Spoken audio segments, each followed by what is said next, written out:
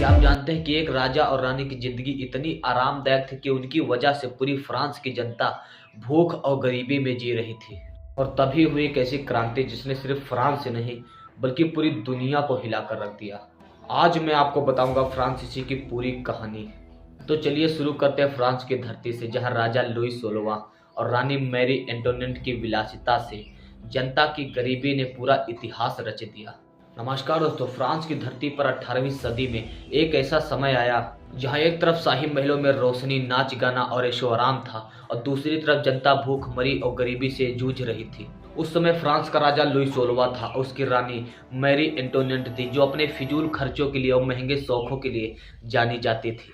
और देश का खजाना लगभग खाली हो चुका था, क्योंकि फ्रांस ने कई युद्धों में भी अपना पैसा खर्च कर दिया था, खास करके अमेरिका की मदद में।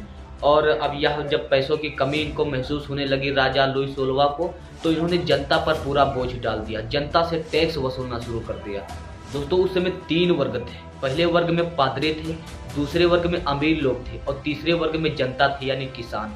पहले, दूसरे, तीसरे में से 2 वर्गों पर ही टैक्स नहीं लिया जाता था, क्योंकि तीसरे वर्ग पर टैक्स लिया जाता था। पहले जो पादरी थे उस पर टैक्स नहीं लगता था, दूसरे जो अमीर लोग थे उस पर टैक्स नहीं लगता था, तीसरे जो किसान थे उस पर ही टैक्स लगता था। बताओ, बेचारे भूख से मर रहे थे फिर भी उन्हें टैक्स देना पड़ता था। तो कितनी गरीबी होगी फ्रांस की धरती पर जब राजा था लुई 16वां। और यही अन्याय जनता के अंदर आग बन गया।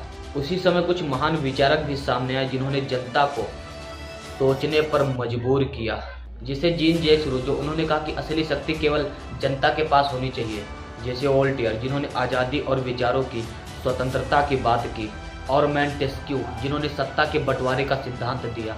और इन सब के विचारों ने जनता के दिमाग में क्रांति के बीज बो दिए। 1789 में हालात इतने बिगड़ गए कि राजा लुई 16वां को स्टेटर जनरल नाम की एक सभा बुलानी पड़ी। लेकिन वहां भी तीसरे वर्ग के साथ अन्याय हुआ। तब तीसरे वर्ग ने खुद को नेशनल असेंबली घोषित कर दिया और कसम खाई कि वे संविधान बनाकर ही रहेंगे। इसे टेनिस कोर्ट शपथ भी कहा जाता है। इसके बाद 14 जुलाई 1789 को गुस्साई भीड़ ने बास्तिल किले को तोड़ दिया, उस पर हमला कर दिया, क्योंकि वह राजा लुई 16वां का तानाशाही का प्रतीक किला था। और यह घटना पूरी फ्रांसीसी क्रांति की शुरुआत बन गई। पूरे देश में यह क्रांति फैलने लगी। चारों तरफ क्रांति का माहौल, गुस्साई भीड़, और किसानों ने जमींदारों पर विद्रोह किया और महलों पर हमले भी कर दिए। और मनुष्य और नागरिक के अधिकारों की घोषणा की गई, जिसमें कहा गया कि मनुष्य जन्म से ही एक समान है और उन्हें भी स्वतंत्रता का अधिकार है। लेकिन क्रांति के बाद हालात बने नहीं, बल्कि और बिगड़ते हुए चले गए। जब मैक्सिमिलियन रॉबेस्पियर सत्ता में आया तो उसने शासन चलाया आतंक का, और उसने हजारों लोगों को गिलोटिन से सजा दी। जो भी इस क्रांति के खिलाफ था उसे दुश्मन मारकर खत्म कर दिया जाता था। दोस्तों, फ्रांसीसी क्रांति के समय फ्रांस की जनता का गुस्सा चरम पर था और अब फैसला हो चुका था कि राजा और रानी को सजा दी जाएगी। सबसे पहले लुई 16वां को 21 जनवरी 1793 की सुबह पेरिस के प्लेस दी ला रिवॉल्यूशन पर लाया गया। चारों तरफ हजारों लोगों की भीड़ खड़ी थी। हर कोई इस ऐतिहासिक पल को देखना चाहता था। क्रांतिकारी सरकार नेशनल कन्वेंशन के आदेश पर जल्लाद ने ग्लोटिस को तैयार कर रखा था। जैसे ही राजा को मंच पर लाया गया, कुछ समय बाद उसकी सजा पूरी हुई, यानी उसे फांसी के फंदे पर लटका दिया गया। फिर भीड़ जोर जोर से नारे लगाने लगी।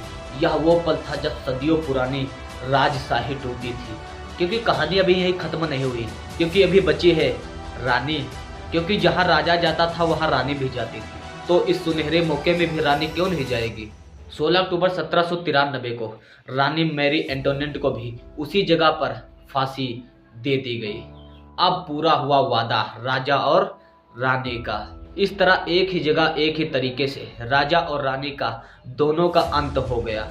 अब कहानी यही खत्म नहीं होती, क्योंकि इसके बाद फ्रांस में अस्थिरता बढ़ गई और सरकारें लगातार बदलती रही। इसी मौके का फायदा उठाकर एक युवा प्रतिभाशाली, जिसका नाम था नेपोलियन बोनापार्ट, यही नेपोलियन बोनापार्ट उभर कर सामने आया और अपनी सेना की ताकत से सत्ता पर कब्जा कर लिया और खुद को फ्रांस का सम्राट घोषित कर दिया। हालांकि इसने कई सुधार भी किए, जिसे कानून को व्यवस्थित किया, शिक्षा में सुधार किया, लेकिन एक तरह से फिर इसने तानाशाही को स्थापित कर दी। दोस्तों, जनता ने दिखा दिया कि असली ताकत ताज में नहीं बल्कि लोगों में होती है। और नेपोलियन बोनापार्ट के बारे में हम लोग नेक्स्ट वीडियो में जानेंगे। तब तक के लिए मिलते हैं नेक्स्ट वीडियो में। धन्यवाद।